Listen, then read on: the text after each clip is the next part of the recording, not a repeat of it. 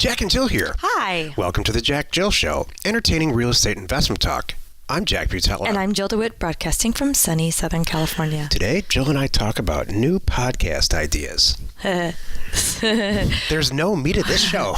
Oh, no. But it's good talking about the process and how we pick topics and how much that goes into them, because there's a lot. Yeah, you're right. It's true. It's fun, mostly. It is. Yeah. Cool. Before we get into that, though, let's take a question posted by one of our members on the JackJill.com online community. It's free. Okay. Jared asks, so this is awesome. He's like leading into and getting a head start on House Academy is what this sounds like here.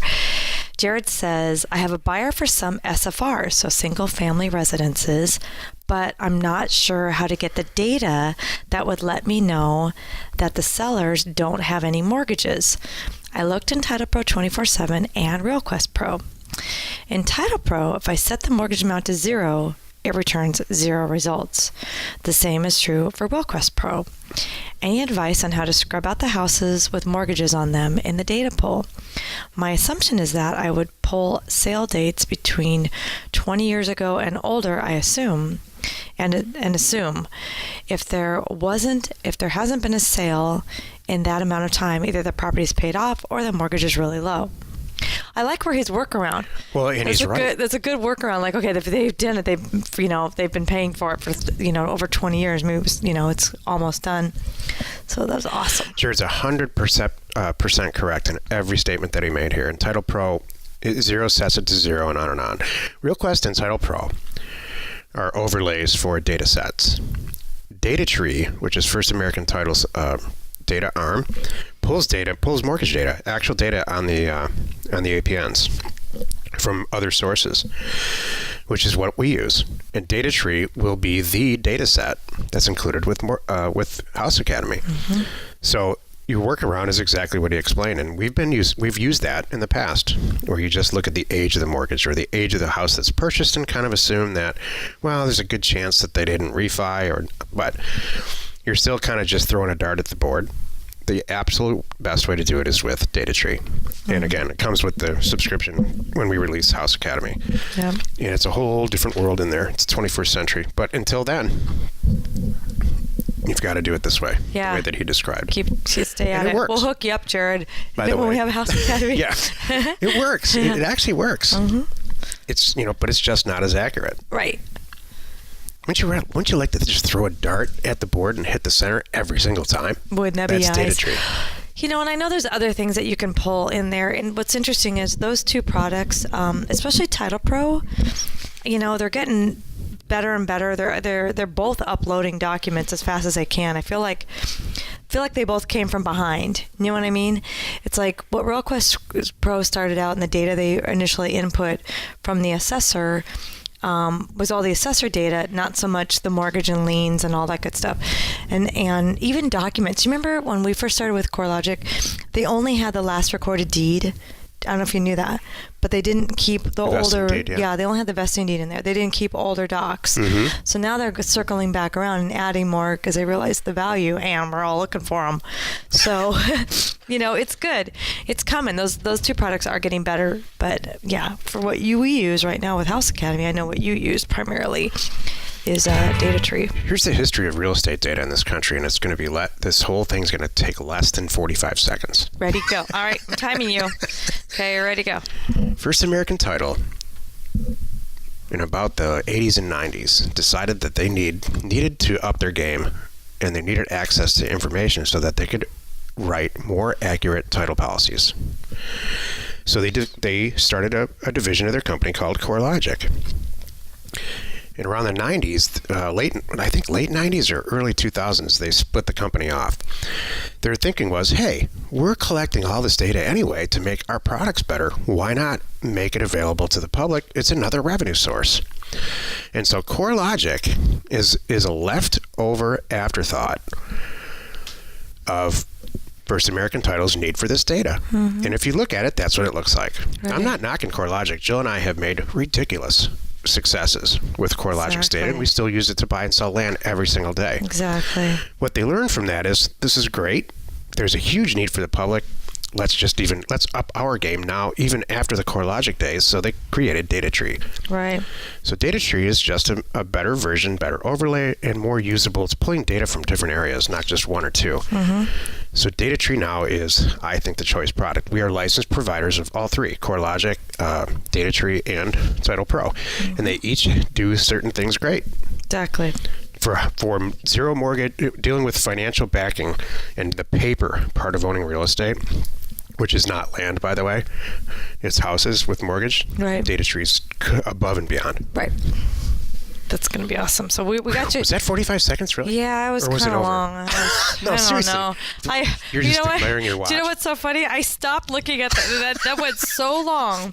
I stopped looking at the time, and I went, oh, look, the date's wrong. And I've adjusted the date because of the end of February. I have to ask you a personal question about your watch. Wow, I totally just zoned out while you're just going like. Jill has this beautiful watch, and I wonder if you just look at the watch and not the time. Oh, I love my watch. I know it's really pretty. I do look at the time, but then at the time I go, oh, pretty watch. Something shiny. I know, exactly. Oh, gosh. Today's topic, new podcast ideas. This is the meat of the show. But there's not really that much meat to this show, is there? No, I thought it'd be fun to kind of talk about where we get the podcast ideas, how this whole thing is processed, how many people are involved. I think it's kind of interesting, especially because you just recently recorded a show with your sister. I did. And I'm sure in a couple days. She had a lot of questions. I hope she had a lot of questions. Did she have any questions? She had the number one question she had is the number one question everybody has about this show. Who actually listens? Well, actually, that's what the listeners ask themselves. Or people really listen to you? That's the number one question. I think, the number one question for a listener is, why am I doing this to myself? Oh, you know what my number one question is that I always get from people that know us are like, what the heck do you guys have to talk about every day? That was her question, and that is the number one question. Yeah. Really? You did 700 shows about land? Exactly. I don't even know how I could do one show about land. There's a piece of land. I could do it in 7 minutes, cover land. Not 700 shows. You know that piece of land right down the street that's been there ever since you lived there for 25 years? Yeah, I know about it. What about it? That's the whole show. Why do I care? Right. Land is such a topic. It's you have to be very interested for whatever reason and not really, like me, not understand why, to listen to this show all about land. Because I'm fascinated with land, and I always will be. But you know what I think, But people just don't care. I think it's more than that. I think that it's the diehards. It's the real diehard real estate people that are like us, that they don't really care what the property type is. They're interested in, they're paying attention. It's not like they're going to be like, this happened to me the other day in a restaurant. I was in Seattle with number 2, and boy, was I getting some good information for House Academy. But even though what they were talking about, didn't exactly relate to what I'm doing today, because it involves real estate, I'm interested. Right. That's it. So I think a lot of people listen to us too, because, let's be honest, so much of what we do applies to any property type. Deeds, hello. Sellers, hello. Buyers, hello. Investors, hello. All this stuff all ties. It doesn't really matter what property type. So I'm sure that we have a lot of listeners because of that. My sister, said it very clearly, and she's a top 5% producer, a residential real estate agent in the country. And she said flat out, here's why I don't like land. There's no money for me to make really on a listing, which we all know, and that's fine. But she said that selling a piece of land there's always all kinds of stuff that goes wrong. There's always questions that she doesn't have the answer to that when if she lists a piece of land, which she doesn't do anymore. Like, can I put a trailer on it? Can I build a mansion on it? Can I build a strip mall on it? Right. Does it perk? Which is something important apparently in Michigan. So she just doesn't want to deal with that. Mm-hmm. And people, and the real reason is she said that people just don't have an imagination. She said for whatever reason, you two can look at a piece of land and see what it's used for, what it could be used for, or what you could do with it, or what you could sell it for them or less. Mm-hmm. And people just don't care. Right. They want a turnkey product. Right. We want it to be all shiny and with a new TV and a stove. Do you know, you just made me think of something, by the way. People don't have an imagination. It's like staging a house. You and I talked about physically staging a piece of land. Do you remember that a long time ago? We keep coming back to that one now and then, like just put something on it, one of those sheds or something, just so people can see. Well, you know what? With the beauty of computer graphics, we could do that. That might be kind of something neat for our team, like to, shed not here, just a sample of what you could do. Right. Showing like a cabin sitting on the dirt. That would be kind of cool. If we felt particularly abusive for the person who handles the land calls in our office, we could do that. Yeah. What? I've done stuff like that in the past, Jill. And it just makes a mess. And they said, well, they buy it? And then they say, okay, I'm going to go visit the shed. Oh. So, no, wait a second, Mr. Remember, Smith, there's no shed there. No, that's why I bought it. It's right in the picture there. All right. Never mind. Okay, so back to the podcast. So Jack and I really try to, we kind of have brainstorming sessions. That's how we do like our topics. We'll do them a bunch at a time. And sometimes, too, I'm like, we'll be sitting. It's funny how often we're out, in our normal, we're out to dinner. And next thing you know, it's like, oh, podcast topic, write that down. Yeah, that happens. My whole life is like that. Exactly. This is a topic right here. Mm-hmm. We should have the microphones right now with the whole thing. Totally. That's what's funny. We've done that a few times. Remember we've done them in restaurants. Uh-huh. Actually, that was funny. I did one of my videos the other day from, I can't wait to hear if it comes out okay, because there's noise in the background from tables clinging. I was in the American Express lounge at inside Seattle Airport. We filmed it there real quick, but you could hear like the wait staff picking up glasses and things. But I think that was kind of fun. I was talking kind of soft because there's like people all around me. Jill has a show on YouTube called the Daily Jill Show. Jill DeWitt Daily Show, I think it's called. I have the good fortune to oversee the production of that show. I don't do it myself, but I oversee it. And I listened and watched to that show as a learning as a teaching tool. You want to give me the feedback now? It worked great. It was great. Okay, was it okay? Yeah. All right, they might hate me with this volume, but okay. No, it worked out great, Jill. Plus, we can fix all that. Okay, good. That's and what I did, figured. and it's fine. Cool. It's real. That's what I love about it. You know what? We ask our people. We've asked for podcast topics, and our folks don't really come back with anything. Any idea why, Jack? You know what I'm talking about? Yeah, we said, hey, make a thread in our Land Investors online community of topic ideas. And so every once in a while I go on to Land Investors and I say, here, we were taking a poll. Right. What would you like us to talk about? And 50% of the people say, can you guys stop horsing around and really just talk about land? Because I'm serious. I want to buy and sell land. So then you go, no, never mind. You take the poll down. And then 50% of the people say, can you guys be not so serious? It's really fun when you horse around with each other. Yeah, there is that. So I stopped asking. I get it. That's the truth. That's so true. That's funny. All right, so let's think of some new. So that's kind of how we do it. We really sit and we do brainstorm, and we're really trying. We always try to do like informational, yet entertaining. Because that's our goal. Here's the next 6 shows for podcast ideas. Land Academy Described. So that show's theoretical, all about what the heck is Land Academy anyway? What's exactly what you think? It's how to buy and sell land and make some dough.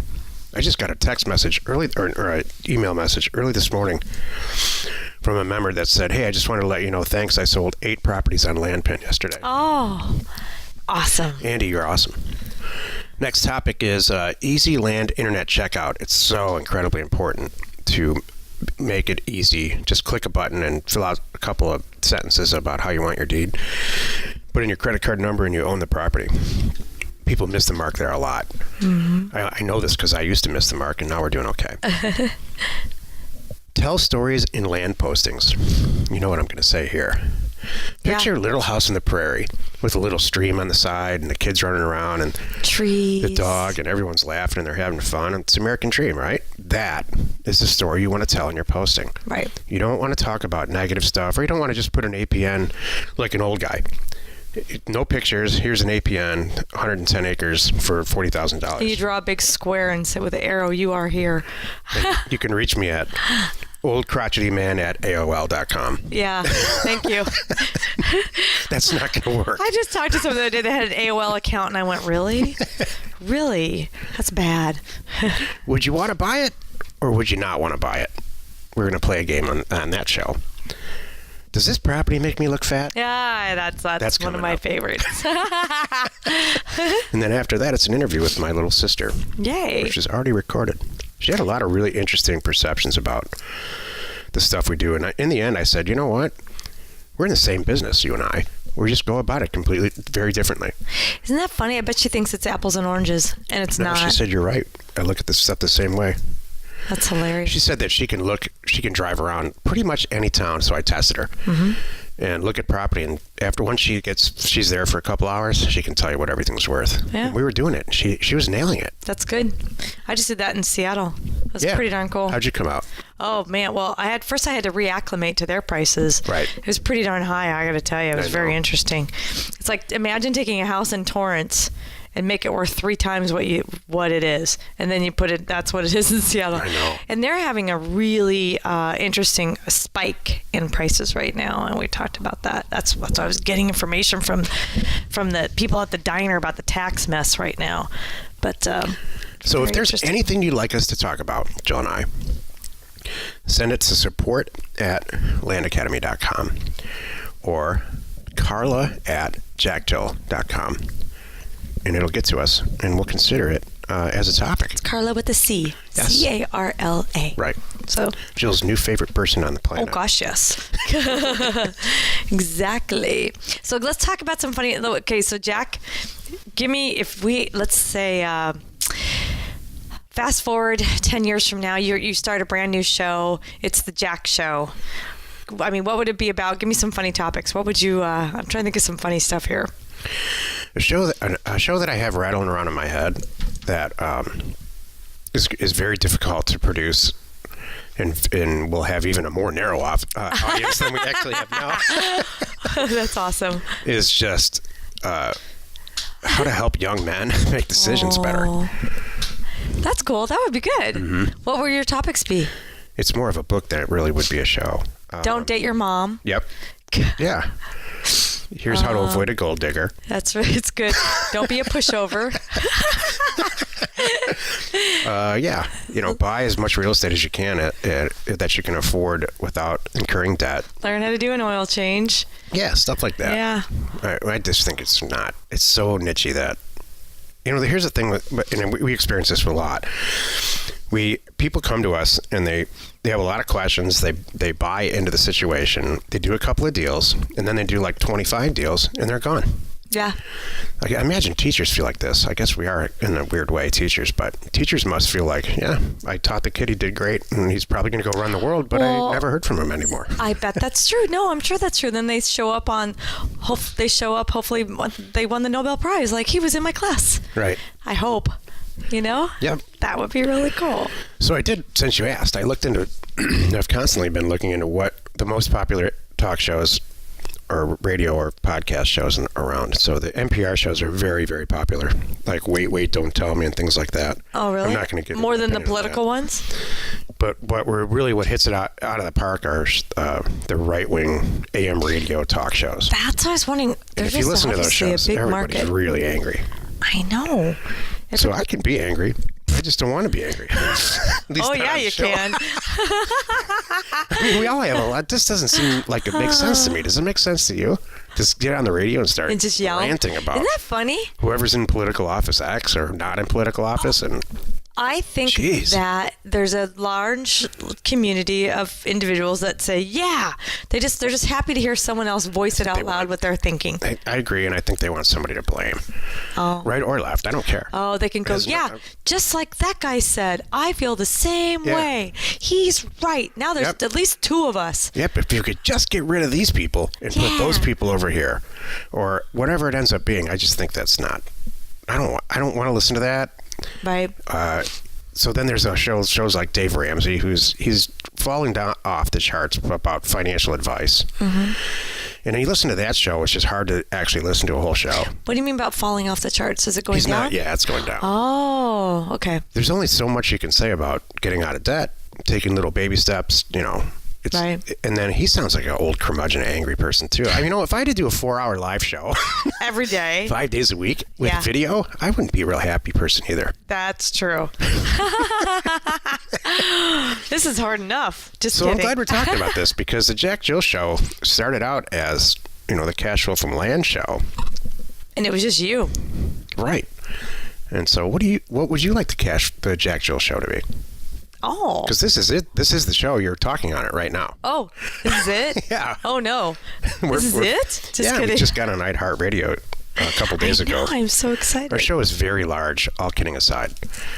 We have a tremendous listener audience. And so iHeartRadio is probably going to double that. The only thing that's missing that I know that's coming is the live call-in aspect, because that'll be really fun when we can have people really call in and ask what's on their mind right now today. I agree. And it could be about property, it could be about land, it could be about houses, it could be about us, it could be about growing your business, it could be like putting in systems, it could be about employees. I don't know, but there's so many things that people can ask us that we have some experience in that I'd love to help. Exactly. And how great is this to have? Man, there's nowhere out there that I know of this environment, Jack. I mean, can you imagine when you were starting your business and you wish you could pick up a phone and call someone like, wow, how do I get this to this level, kind of thing, and really call someone and ask them that. And believe what they're saying. Right. And It have, has a have track it be record. credible advice. Exactly. I agree. Totally agree. Once again, I wish we had us when we were doing this. Exactly. So, like I said, if you have a suggestion for a podcast idea or a topic, let us know. Yep. Be happy to talk about it. Or if you actually want to be on the show, if you want some questions and you'd like to have a call in and be on the show, use the same email addresses we just gave you, support@landacademy.com or Carla@JackJill.com. CARLA. Awesome. Well, you've done it again. You spent the last 20 minutes with Jack Jill listening to our show. Join us tomorrow where we discuss Land Academy described or redescribed. And we answer your questions, should you have one, posted on our online community found on JackJill.com. You are not alone in your real estate ambition. Good stuff, Joe. Trying to think of some funny podcasts. I like that one that's coming up that we're going to do. Just this property make me look fat, because we were talking about. I think we're talking about land. It was land versus info lots is where we came up with that one. Speaking of two podcasts, That'd be I was awesome. trying to take cliches and insert land and or house investment in there. Oh, we'll burn that land when we come to it. All that. We'll burn your house when we get to it. That would be really good. This is property. Make me look fat. Exactly. Write that down. We'll burn this house when we get to it. There you go. Hey, share the fun by subscribing on iTunes or wherever you're listening, like iHeartRadio. And while you're at it, because that's new, please rate us there. We are Jack and Jill. Information And inspiration to buy undervalued property.